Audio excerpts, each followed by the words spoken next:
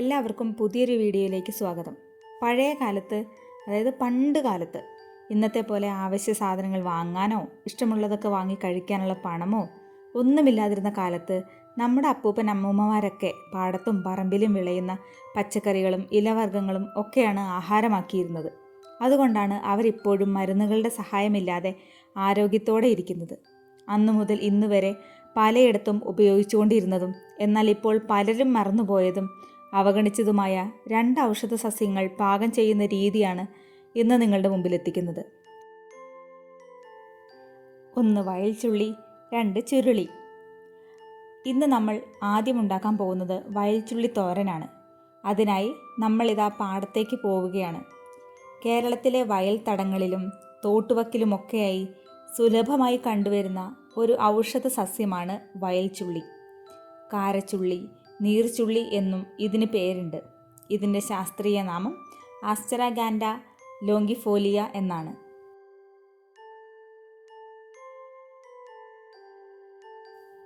നിറയെ മുള്ളുകളുള്ള ഈ ചെടിയുടെ പൂക്കൾ നീല നിറമുള്ളതാണ്. ഇതിൻ്റെ വേര്, ഇല, വിത്ത് എന്നിവ ആയുർവേദ മരുന്നുകളിൽ ഉപയോഗിക്കുന്നു. ഇതിൻ്റെ ആരോഗ്യ ഗുണങ്ങൾ എന്തൊക്കെയാ? ഇത് വയറ്റത്തൊക്കെ ഉണ്ടാകുന്ന കാര്യം കഴിയുമ്പോൾ നീര്, പിന്നെ വയറ്റിലെന്തെങ്കിലുമൊക്കെ ഈ വേറെ വേദന പോലുള്ള രോഗമൊക്കെ ഇല്ലേ, അതിനൊക്കെ നല്ലതാണ്. പിന്നെ കഷായത്തിനൊക്കെ ഈ സാധനം എടുക്കും. ഇതിൻ്റെ അറ്റത്തൊക്കെ മുള്ളുണ്ട് കേട്ടോ, കയ്യൊക്കെ കത്തി കിട്ടുന്ന പോയാണ്.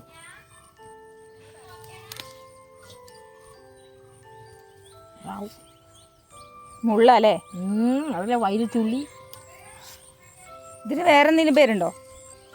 അറിയില്ല, പറയുന്ന വയൽച്ചുള്ളി എന്നാണ്. ഇനി വേറെ എന്തെങ്കിലും പൊതുവെ പേരുണ്ടോന്ന് അറിയില്ല. അറിയപ്പെടുന്നത് വയൽച്ചുള്ളി.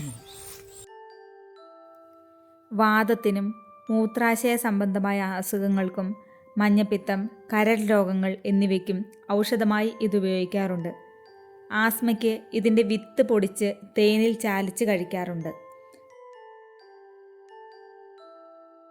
വിത്ത് പൊടിച്ച് പാലിൽ കലർത്തി കഴിക്കുന്നത് പുരുഷന്മാരിലുണ്ടാവുന്ന വന്ധ്യതയ്ക്ക് ശാശ്വത പരിഹാരമാണ്.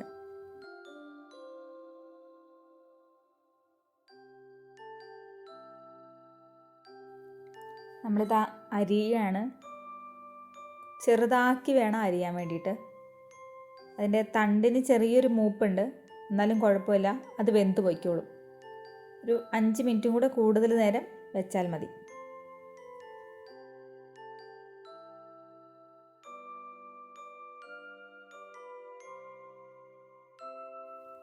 ഒരു പാൻ ചൂടാക്കി അതിലേക്ക് വെളിച്ചെണ്ണ ഒഴിച്ച് 1 സ്പൂൺ കടുകിടാം. വെളിച്ചെണ്ണ ഒഴിക്കുമ്പോഴാണ് അതിൻ്റെ രുചി കിട്ടുന്നത്. അതിലേക്ക് കുഞ്ഞുള്ളി ഇട്ടാണ് വഴറ്റുന്നത്. നന്നായി വഴണ്ടി വരുമ്പോൾ അതിലേക്ക് 1/4 സ്പൂൺ മഞ്ഞൾപ്പൊടിയും 1/2 സ്പൂൺ മുളക് പൊടിയും ചേർത്ത് നന്നായി ഇളക്കി യോജിപ്പിച്ചതിന് ശേഷം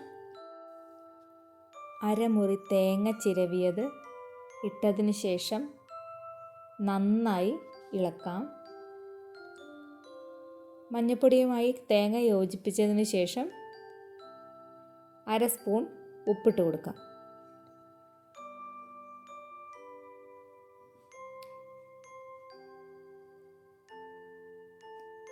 നന്നായി ഇളക്കി യോജിപ്പിച്ചതിന് ശേഷം അരിഞ്ഞു വെച്ച വയൽച്ചുള്ളി നമുക്കിടാം.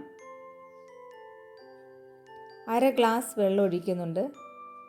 അതിൻ്റെ തണ്ട് ലേശം മൂത്തതാണ്, അതുകൊണ്ടാണ് വെള്ളം ഒഴിക്കുന്നത്. അല്ലെങ്കിൽ ഒരു ആവി വന്നാൽ തന്നെ അത് വേവും. 10 മിനിറ്റ് മാക്സിമം വെച്ചതിന് ശേഷം നമുക്ക് അടപ്പ് തുറന്ന് വിളമ്പാം. വിചാരിച്ചതുപോലെയല്ല, നല്ല ടേസ്റ്റാണ്. ഒരു ഇലവർഗ്ഗം ആയതുകൊണ്ട് തന്നെ ചീരത്തോരനൊക്കെ പോലെ ആകുന്നൊക്കെ വിചാരിച്ചത്, പക്ഷേ അതിനേക്കാളും ടേസ്റ്റ് ഉണ്ട്. എന്താണ് ചുരുളി എന്നും അതെങ്ങനെയാണ് പാകം ചെയ്യുന്ന രീതിയെന്നും നമുക്ക് അടുത്ത വീഡിയോയിൽ കാണാം കേട്ടോ. Thank you.